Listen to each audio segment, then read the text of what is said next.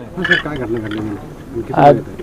आज पंढरपूर वारीवरून परत येताना भाविक हे जालना जिल्ह्यामध्ये आल्यानंतर त्यांच्या गावाकडे जाताना राजूर मार्गाने जाताना समोर दुचाकी आल्यामुळे ड्रायव्हरनी गाडी रस्त्याच्या खाली घेतली आणि विहीर होती, विहिरीमध्ये गाडी गेल्यामुळे दुर्दैवी घटना ही झालेली आहे. 7 जणांचा याच्यामध्ये दुर्दैवी मृत्यू झाला आणि 6 जण सध्या उपचारासाठी खाजगी रुग्णालयामध्ये 7 जण एकूण असे उपचारासाठी हे केलेले आहेत, दाखल केलेले आहेत. त्या पद्धतीने त्यांचा उपचार सुरू आहे.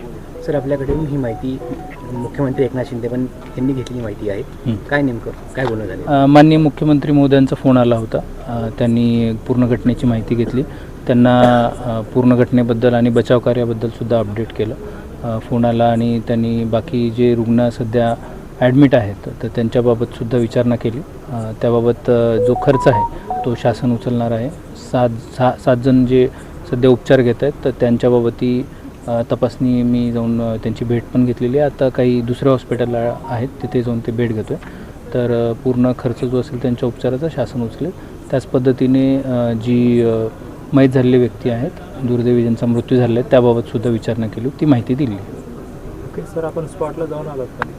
हो, मी जी घटनास्थळी आहे तिथे गेलो होतो आणि RH राजूरला एक पेशंट ॲडमिट होता. काही घरी गेले होते, त्यांना परत बोलून त्यांचा इंटरनल इंजुरीज आहेत का काही तर त्याची आम्ही तपासणी करतो आहे, जेणेकरून 1-2 दिवस आम्ही ऑब्झर्वेशनमध्ये ठेवणार आणि त्यानंतरच त्यांना डिस्चार्ज देणार. कारण मुक्काम मार लागल्यानंतर आता ताबडतोब सिम्पटम नाही दिसले तरी पण 24 तासामध्ये त्यांना आतमध्ये ब्लिडिंग असेल, हेड इंजुरी होती एका मुलीला, तर त्या सगळ्या गोष्टीचा आम्ही काळजीपूर्वक तपासणी आणि त्यांचा उपचार करणार आहोत. सर, घटनाक्रम पाहून काही आर्थिक मदत वगैरे दिली जाणार का प्रशासनाच्या वतीने? माननीय मुख्यमंत्री महोदय त्याच पद्धतीने शासनाला माहिती दिली आहे.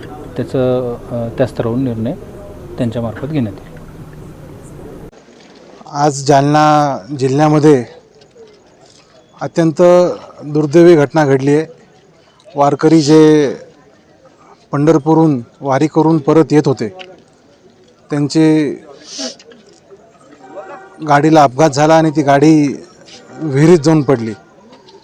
या अपघातामध्ये चनेगावचे 5 आणि तपोवनचे 2 असे मयत झालेले आहेत.